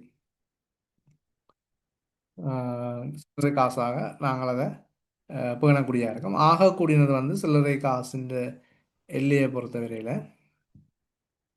சிறு செலவுக்குரியது 25,000 ரூபாவை நாங்கள் அந்த ஆகக்கூடிய 500க்கும் மேற்பட்ட பாடசாலைகளில் உயர்ந்தபட்சமாக 25,000 ரூபா சிறுநிதியாக அதிபரின் கண்காணிப்பு கீழே பிரதி அதிபர் அல்லது உதவி அதிபர் அல்லது ஆசிரியர் ஒருவருக்கு இந்த சிறுநிதி பொறுப்பாளர்களாக செயற்படுறதுக்கான பொறுப்பினை வழங்க முடியும்.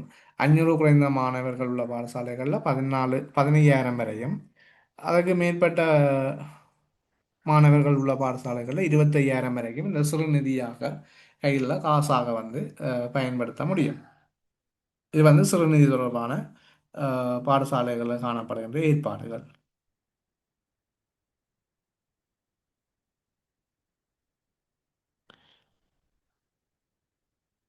ரைட். இந்த கணக்கறைகளை பொறுத்தமல்ல, இப்போ வலயக்கல்வி பணிப்பாளர் வலயக்கல்வி அலுவலகம் வந்து இந்த கணக்கறைகளை மேற்பார்வை செய்ய முடியும். அது மாதிரி கணக்காய்வு அலுவலகத்தில் இருந்தும் இந்த கணக்கு கணக்கறிக்கைகளை வந்து ஆய்வுக்கு உட்படுத்த முடியும். ரைட். இவ்வளவு விடயங்களை வந்து இந்த நிதி சார்ந்த விடயங்கள் தொடர்பான சில முக்கிய பரப்புகளை உங்களோட வந்து நான் பகிர்ந்திருக்கிறேன். அடுத்தது வந்து இலங்கையின் ஆசிரியர் சேவை பிரமாண குறிப்பு தொடர்பானது. இது தொடர்பான ஒரு தனியான காணொளி ஏற்கனவே இந்த யூடியூப் சேனலில் இருக்குது. இருந்தாலும் நான் உங்களுக்கு சில வினாக்களோட அதை பற்றி கதைக்கலாம் என்று சொல்லி நினைக்கிறேன். ரைட். இதில் அடுத்தது வந்து ஆசிரியர் சேவை பிரமாண குறிப்பு. இந்த ஆசிரியர் சேவை பிரமாண குறிப்பை பொறுத்தவரையில் எத்திகதியிலிருந்து நடைமுறைக்கு வந்தது அப்படின்னு சொல்லி 23வது கேள்வி காணப்படுகின்றது. ஆசிரியர் சேவை பிரமாண குறிப்பு வந்து திகதியிலிருந்து நடைமுறைக்கு வருது. தற்போது வந்து வெளியிடப்பட்ட அல்லது தற்போது இருக்கிற பிரமாண குறிப்பு வந்து வெளியிடப்பட்டது 2014ஆம் ஆண்டு அக்டோபர் மாதம் 23ஆம் தேதி. விசேட அதிவிசேட வர்த்தமானி இலக்கம் வந்து 1885/38 என்ற வர்த்தமானி இலக்கத்துக்கு அமைவாக 2014ஆம் ஆண்டு அக்டோபர் மாதம் 23ஆம் தேதி வெளியிடப்பட்டது அல்லது பிரசுரிக்கப்பட்டது என்று சொல்வோம். வெளியிடப்பட்டது. இந்த வெளியிடப்பட்ட பிரமாண குறிப்பானது வந்து எப்போ இருந்து நடைமுறைக்கு வருதுன்னா 2008ஆம் ஆண்டு 7ஆம் மாதம் 1ஆம் தேதியிலிருந்து நடைமுறைக்கு வருது அல்லது அமுல்படுத்தப்படுது. அப்போ இந்த கேள்விக்குரிய விட பிரமாண குறிப்பை திகதியிலிருந்து நடைமுறைக்கு வந்தேன்னு சொன்னால் இப்போ இருக்கிற பிரமாண குறிப்பு சரி. ஆனால் அந்த கேள்வியை வந்து நீங்கள் அதில் வழியாக நோட் பண்ணிக்கொள்ளலாம். தற்போது நடைமுறையில் இருக்கிற தற்போது ஆசிரியர் சேவை தற்போது இருக்கிற ஆசிரியர் சேவை பிரமாண குறிப்பு வந்து எந்த தேதியில இந்த நடைமுறைக்கு வந்ததுன்னு சொன்னால் 2008ஆம் ஆண்டு 7/1 நடைமுறைக்கு வருது. உங்களுக்கு தெரியும் இப்போ அண்மை காலங்களில் பொதறிவு வினாக்களில் தீகதிகளும் கேட்கப்படுறதாக இருக்குது. உங்களுக்கு தெரியும் கடந்த கால சில வேறு பரீட்சைகளுக்குரிய பொது அறிவுகளை கேட்கும்போது பார்த்துருப்பீங்க. நீங்கள் பொது அறிவு வினாத்தாள்களை பார்த்துருப்பீங்க. அடுத்தது பார்த்தீங்கன்னா இந்த அரசு சேவை ஆணைக்குழுவின் சார்பாக கல்வி அமைச்சின் செயலாளரால் இந்த பிரமாண குறிப்பு வந்து வெளியீடு செய்யப்பட்டிருந்தது. இலங்கை ஆசிரியர் சேவை உருவாக்கப்பட்ட 94ஆம் ஆண்டு 1994ஆம் ஆண்டு இலங்கையின் ஆசிரியர் சேவை வந்து அஹ், உருவாக்கப்பட்டிருந்தது.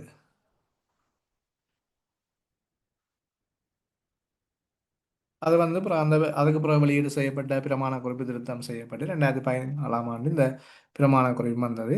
சேவை பிரிவு அல்லது சேவையை பொறுத்தவரையில் எங்களோட ஆசிரியர் சேவை இலங்கை ஆசிரியர் சேவை SLTSன்னு சொல்லுவோம். இலங்கை ஆசிரியர் சேவை இந்த சேவை தான் பெயர். இதில் பார்த்தீங்கன்னு சொன்னால் நியமன அதிகாரியாக செயற்படுறவர் வந்து உண்மையில் அந்தந்த மாகாண பாடசாலைகள் அல்லது மாணவ பாடசாலைகளுக்குரிய நியமனமாக மாகாண பாட மாகாண கல்வி அமைச்சின் செயலாளரும் மத்திய கல்வி அமைச்சின் நியமனத்தினூடாக மத்திய கல்வி அமைச்சின் செயலாளரும் வந்து நியமன அதிகாரியாக செயற்படுவார். அரசு சேவை ஆணைக்குழு இவைகளுக்கு அதிகாரத்தை வழங்கி இருக்குது. ரைட். அது இலங்கை ஆசிரியர் சேவையில் காணப்படுகிற வகுப்புகள் எத்தனை வகுப்புகள் இலங்கை ஆசிரியர் சேவையில் காணப்படுகிறது? முதலாம் வகுப்பு, 2ஆம் வகுப்பு, 3ஆம் வகுப்பு என்று தான் வகுப்புகள் காணப்படுகின்றது. அதில் முதலாம் வகுப்பு என்று சொல்லி ஒரு பகுதியும் ஒரு வகுப்பும், 2ஆம் வகுப்பில் 2 தரங்கள் இருக்கின்றன. 2ஆம் வகுப்பு முதலாம் தரம், 2ஆம் வகுப்பு 2ஆம் தரம். 3ஆம் வகுப்பை பொறுத்தவரையில் அதில் வந்து 3ஆம் வகுப்பு தரம் ஒன்று ஆனா, 3ஆம் வகுப்பு தரம் 2 ஆவண்ணா, 3ஆம் வகுப்பு தரம் 2 ஈனா, அடுத்த 3ஆம் வகுப்பு தரம் 2 என்ற அடிப்படையில் இந்த ஆசிரியர் சேவை வகுப்புகள் வந்து வகைப்படுத்தப்பட்டிருக்கிறது. அது வந்து ஒவ்வொரு பகுதியினருக்கும் ஒவ்வொரு நியமனங்கள் வந்து வழங்கப்படுவது வழமை.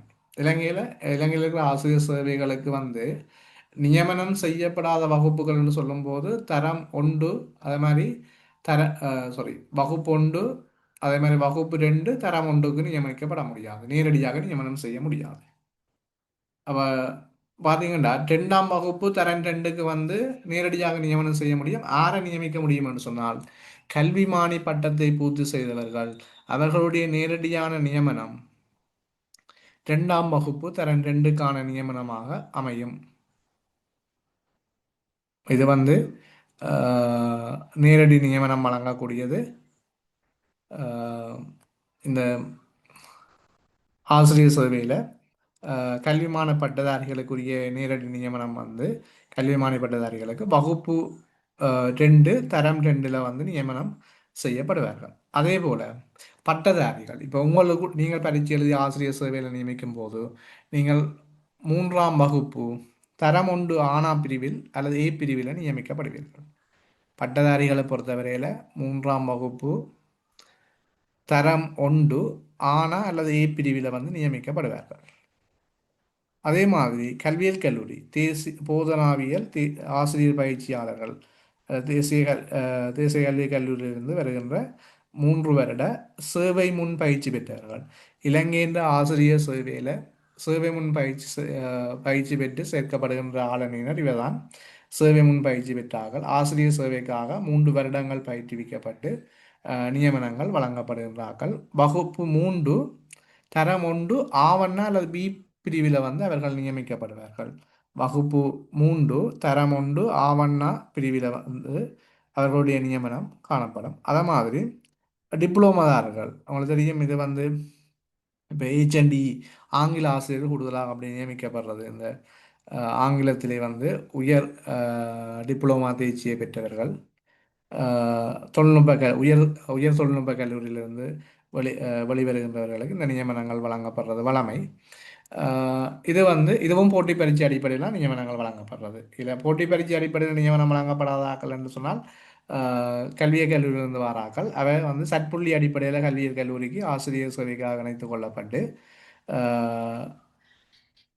ஒப்பந்தத்தின் பிரகாரம் அதாவது கல்வி அமைச்சகம் அந்த மாணவர்களுக்கும் இடையில் ஒப்பந்தங்கள் நடக்கும். அந்த ஒப்பந்தம் அமைவாக அவர்கள் ஆசிரியராக இணைத்துக் கொள்ளப்படுவார்கள் என்ற அடிப்படையில் சேர்க்கும் போதே அந்த ஒப்பந்தங்கள் மேற்கொள்ளப்பட்டு குறிப்பிட்ட தொகையான ஒப்பந்தங்கள் செய்யப்பட்டு நியமனங்கள் வழங்கப்படுவார்கள்.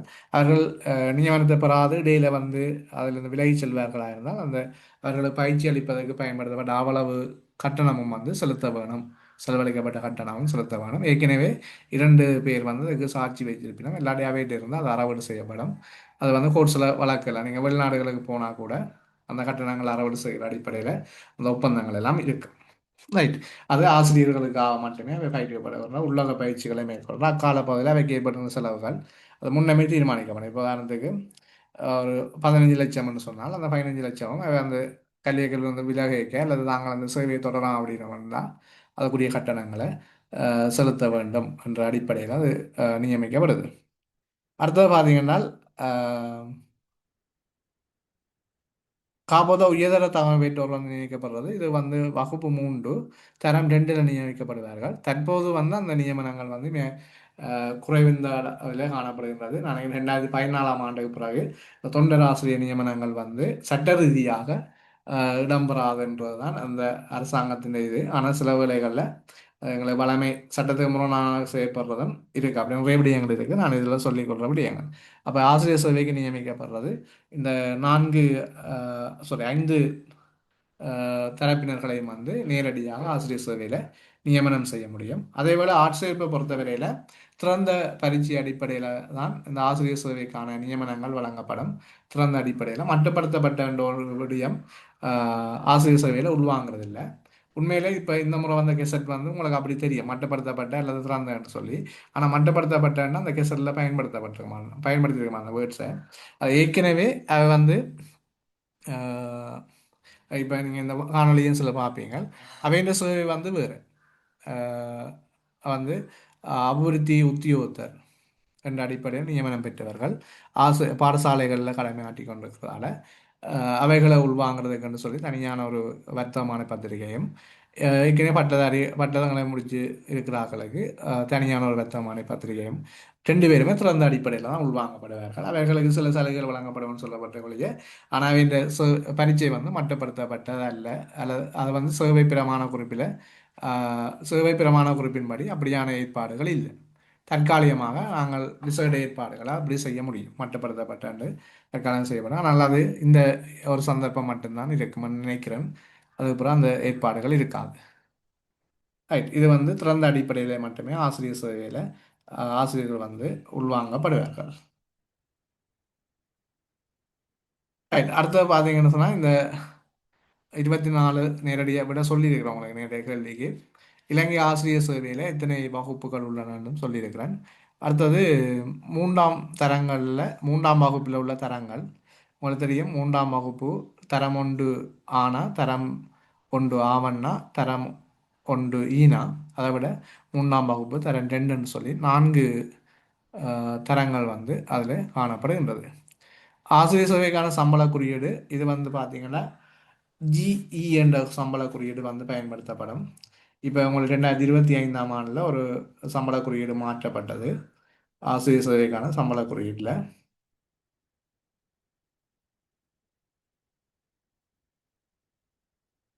ரைட் அதில் ஜிஇ என்ற சம்பள குறியீடும் ஜிஇ1 ஜிஇ2 ஜி அதில் எழுதி வர்றேன் பாருங்க. அதில்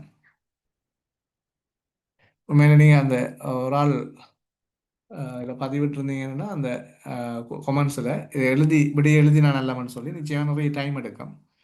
நீங்களும் கொஞ்சத்தை தேட வேணும். உண்மையில் இதில் சொல்கிறதுல குறையாக எதுவுமே சொல்லல. ஆனால்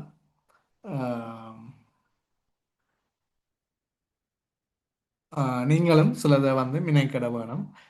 தொடர்ந்து ஒரே அடியாக எங்கள்கிட்ட இப்போ இருக்கிற உண்மையில் இந்த போட்டி பரீட்சையும் சரி அல்லது என்னோட நாங்கள் வளவாளர்களை அல்லது கற்பிக்கின்றவர்களை முழுமையாக நம்பி இருப்பது. உண்மையில் அது நீங்கள் எந்த ஒரு சந்தர்ப்பத்தில் இப்போ ஏஎல் படிக்கிறீங்க சரி, பல்கலைக்கழகம் படிக்கிறீங்க சரி, நீங்கள் வளவாளர்களையோ அல்லது ஆசிரியர்களையோ முழுமையாக நம்பி இருப்பது ஒரு என்னை பொறுத்தவரையில் அது ஒரு பொருத்தமற்றது அப்படின்னு நான் யோசிப்பேன். நீங்களும் தேட வேணும்.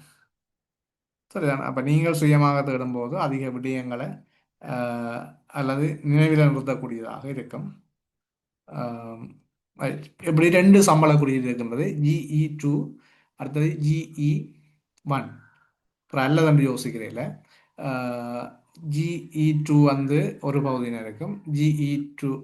ஜிஇ1 வந்து இன்னொரு பகுதியினர் இருக்கும். அந்த சம்பள குறியீடுகள் வந்து தீர்மானிக்கப்படுது. அதில் வந்து பார்த்தீங்கன்னா உங்களுக்கு தெரியும். ஜிஇ1க்குள்ள இந்த மூன்றாம் தரத்தில் இருக்கிற ஆட்கள் எல்லாரும் பெருகினோம்.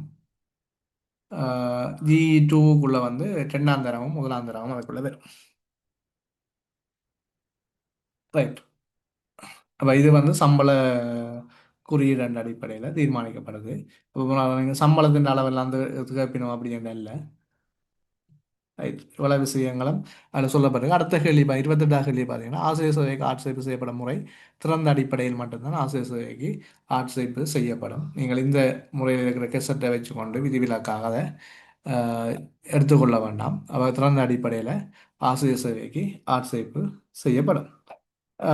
ஆசிரியர் சேவைக்கு ஆட்சேர்ப்பு செய்வதற்கான வயது எல்லையை பொறுத்தவரையில் ஆக குறைந்தது 18 வயதும் ஆக கூடினது 35 வயதுமுடையவர்களாக இருப்பினும் அதுவும் இந்த வருடம் விதிவிலக்கானதாக இருக்கு. அப்போ அதை நாங்கள் எடுக்கல. அதை வந்து அந்த டைமுக்கு மாறும். அந்த டைமில் சேவை கோல் பண்ணும்போது அந்த நிலைமை மாறும். ஆனால் அதை நீங்கள் விடியாக எழுத முடியாது. ஆக குறைந்தது ஆசிரியர் சேவை பிரமாண குறிப்பின் அடிப்படையில் ஆக குறைந்தது 18 வயதுடையவரும் ஆக கூடியதும் 35 வயதுடையவர்களும் இந்த சேவையில் வந்து இணைத்துக் கொள்ளப்படுவார். அடுத்த ஆசிரியர் சேவைக்கான அதிகபட்ச வயதில்லை. அதுவும் வந்து நான் இதில் சொல்லியிருக்கிறேன். திறந்த ரெண்டு பிரேக்கெட்டுக்கு போட்டுருக்கேன்னா உங்களுக்கு குழப்பம் இருக்கக்கூடாது. இந்த முறை கெசட் வந்து அப்படி இருக்கிறபடியா ரெண்டு பேர் தரப்பினருக்கு சொல்லப்பட்டிருக்கிறதால நீங்கள் இதில் சாதாரணமாக அந்த ஆட்சேர்ப்பு நடைமுறையில் சேவை பிரமாண குறிப்புக்கு அமைவாக 35 ஆகக்கூடிய வயதில்லையாக காணப்படுகின்றது. உண்மையில மற்ற இன்னொரு விடயம் இதை சொல்லணும். ஆசிரியர் சேவையை பொறுத்தவரையில் நீங்கள் இந்த ஒவ்வொரு தரங்கள்லையும் வந்து போகிறதுக்கு அல்லது உங்களோட நியமனத்திலிருந்து காணொலியில் சில சாதிச்சிருந்தனால் நீங்கள் பட்டதாரிகளாக நியமிக்கும் போது நீங்கள் அடுத்த தரத்துக்குள்ளே போகிறது வகுப்பு 2 தரம் 2க்கு போகிறதுக்கு நீங்கள் கட்டாயமாக கல்வி டிப்ளோமா கற்கனவியொன்றை பூர்த்தி செய்ய வேணும். அதுக்கு நிறைய வாய்ப்புகள் இருக்குது. திறந்த பல்கலைக்கழகங்களூடாக அது வழங்கப்படுகிறது. என்ஐஇ அப்படி இருக்குது. அதை நீங்கள் பூர்த்தி செய்வதன் ஊடாக உங்களோட சேவை காலம் வரை முன்னரே நீங்கள் வகுப்பு 2 தரம் 2க்கு போய்விடுவீர்கள். அல்லது பட்டதாரிகள் வந்து வகுப்பு 2க்கு போகிறதுக்கு நீங்கள் சேவை காலம்னு சொன்னால் 3 வருடங்கள் வெயிட் பண்ண வேணும்.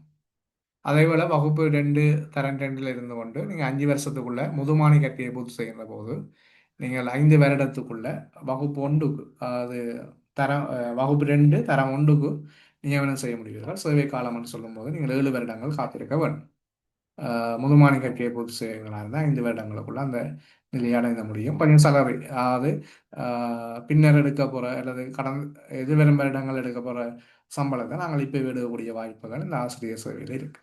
அவ்வளவுதான். இந்த பட்டதாரி நியமனம் வாராக்களுக்கு, மற்ற சேவைகளில் இருந்து வாராக்களுக்கு இன்னும் வாய்ப்புகள் கூட இருக்குது. சரிதானே? அப்போ உங்களோட சேவை காலத்தின் அடிப்படையில் நீங்கள் பதவி உயர்வு பெறுவதற்கும் கல்வியை கற்று பதவி உயர்வு பெறுவதற்குமான வாய்ப்புகள் இங்கே இருக்குது என்பதை ஞாபகம் வச்சுக் கொள்ளுங்க. உங்களுக்கு போட்டி பரீட்சையில் உங்களுக்கு தெரியும், இது 2 பரீட்சைகள்லாம் நடைபெறும். நேர்முக பரீட்சை முன் நடைபெறும். நேர்முக பரீட்சையிலையும் புள்ளிகள் வழங்கப்படும். அதேபோல் அரச கருவு மொழி நீங்கள் பூர்த்தி செய்யப்படும் 5 ஆண்டுகளுக்குள்ள இன்னொரு உங்களோட தாய்மொழிக்கு அடுத்ததாக ஆஹ், அரச கருவு மொழி அடிப்படையில் பூர்த்தி செய்ய வேணும். ஏனைய மொழியை பொறுத்தவரையில் அது வந்து ஆங்கில மொழி மூலங்கள், ஆங்கில மொழிகள் என்ற அதில் இருக்குது. ரைட். இதை விட ஆசிரியர் சேவையின் இபி இபியை பொறுத்தவரையில் அதுலேயும் இப்போ மாற்றங்கள் செய்யப்பட்டிருக்கிறது. அஹ், முதல் வந்து 20 மொடியூல் இருந்தது, இப்போ அது 10ஆக குறைக்கப்பட்டிருக்கின்றது. அது தொடர்பாகவும் நாங்கள் இன்னொரு சந்தர்ப்பத்திலே அதில் கணக்கில் இந்த விடயங்களை வந்து உள்ளடக்கினதாக ஒரு காணொளி ஒன்றை தயாரிக்கிறேன். முடிஞ்ச வரைக்கும் நான் எதிர்பார்க்குறேன் உங்களுக்கு இந்த அவல விடயங்களை அல்லது என்னட்டு இருக்கிற அவல விடயங்களையும் உங்களுக்கு உங்களோட கலந்துரையாடுறதுக்கு எதிர்பார்க்குறேன். கேள்வி விடயன்றதை தாரதை விட என்னோட நோக்கம் அதல்ல, உங்களுக்கு கேள்வி விடைகளை தாரதல்ல நோக்கம். நீங்கள் சில பாடப்பரப்புகளை வந்து அல்லது விடயங்களை முழுமையாக நீங்களும் இப்போ நான் வாசிக்கிறதை விட நீங்கள் இன்னும் இந்த ஆவணங்கள் எடுத்து வாசிக்கும் போது இதை விட கூடுதலாக வாசிப்பீங்க. ஆனால் நிச்சயமாக டைம் இருக்காது. சில பேர் அந்த கேள்விக்கு விடியெளி தாங்கொண்டு கேட்குறது அந்த நேர பிரச்சனைனால தான் அப்படி இருக்கும். சரிதானே? அப்போ அதால் நீங்கள் கேட்கும்போது நிறைய விடயங்களை வந்து ஞாபகம் வச்சுக்கொள்ள முடியும். எந்த கேள்வி வந்தாலும் உங்களால் ஆன்சர் பண்ணக்கூடியதாக இருக்க வேணும் என்பதுதான் என்னுடைய எதிர்பார்ப்பு. Right, okay. நாங்கள் இதோடு இந்த காணொளியை நிறைவு செய்து கொள்வோம். இன்னொரு காணொளியில் சந்திப்போம். நன்றி, வணக்கம்.